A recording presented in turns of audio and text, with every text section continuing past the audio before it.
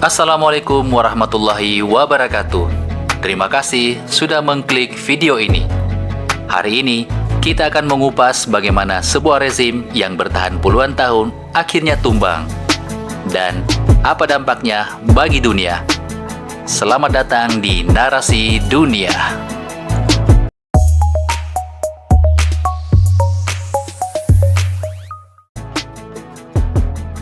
Bayangkan sebuah negara yang pernah disebut sebagai mutiara di Timur Tengah, kini jadi simbol kehancuran. Perjalanan Bashar al-Assad dari dokter mata ke seorang pemimpin otoriter yang akhirnya menghadapi kejatuhan menjadi kisah dramatis yang mencengangkan dunia. Tapi, apa yang sebenarnya terjadi?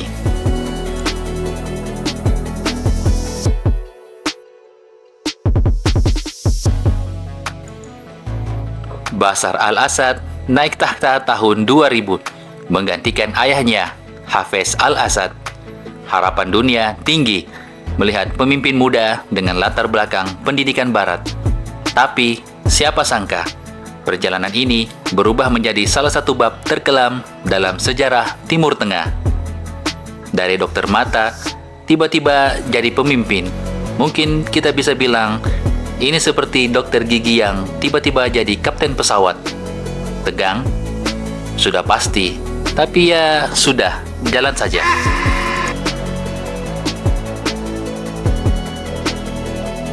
Bermula di sebuah kota kecil bernama Dara.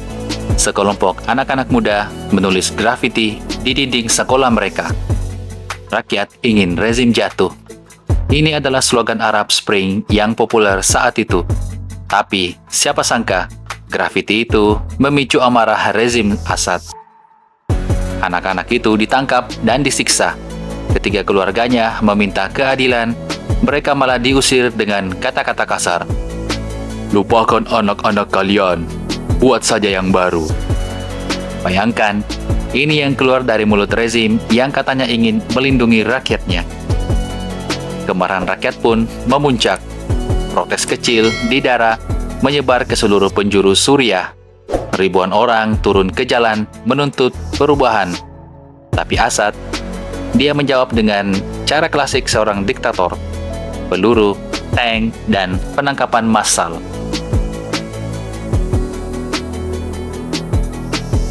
Respon keras dari rezim Assad ini malah memperkeruh keadaan. Dalam hitungan bulan, protes damai berubah menjadi konflik bersenjata.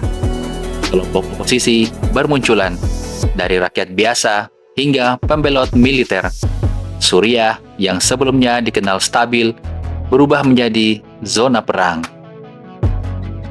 Tapi, konflik ini bukan hanya tentang Bashar dan rakyatnya.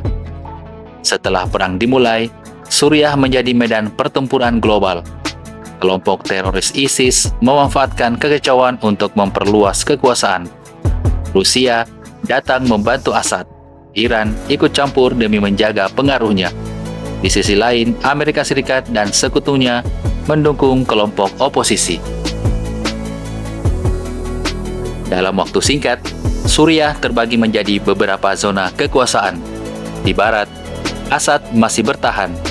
Di timur, ISIS mencengkeram rakyat dengan brutal. Dan di utara, kelompok oposisi yang didukung Turki mencoba merebut wilayah mereka. Kekacauan ini membuat Suriah seperti cermin yang pecah. Sulit sekali untuk menyatukannya kembali. Akibat perang ini, jutaan orang kehilangan rumah. Mereka melarikan diri ke negara tetangga seperti Turki, Lebanon, dan Yordania. Bahkan hingga ke Eropa. Suriah yang dulu indah dan penuh sejarah, kini tinggal reruntuhan.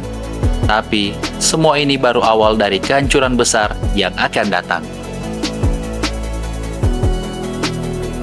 Tahun 2024 menjadi tahun penentu. Dengan dukungan internasional yang mulai melemah, pasukan pemerintah tak lagi mampu menahan serangan gabungan dari oposisi dan milisi lokal. Dan akhirnya, di penghujung tahun, Bashar al-Assad dinyatakan meninggalkan Suriah. Kabarnya, Bashar melarikan diri ke sebuah negara yang rahasia. Tepat di mana? Komentar di bawah. siapa tahu benar. Runtuhnya pemerintahan Bashar adalah akhir dari satu babak, tapi awal dari babak lain yang penuh tantangan. Siapa yang akan memimpin Suriah? Akankah Rakyat Suriah akhirnya mendapatkan perdamaian atau malah terjebak dalam konflik baru? Terima kasih sudah mengikuti video ini. Sampai jumpa di video menarik yang lainnya. Salam narasi dunia. Jangan lupa subscribe, like, dan komen ya.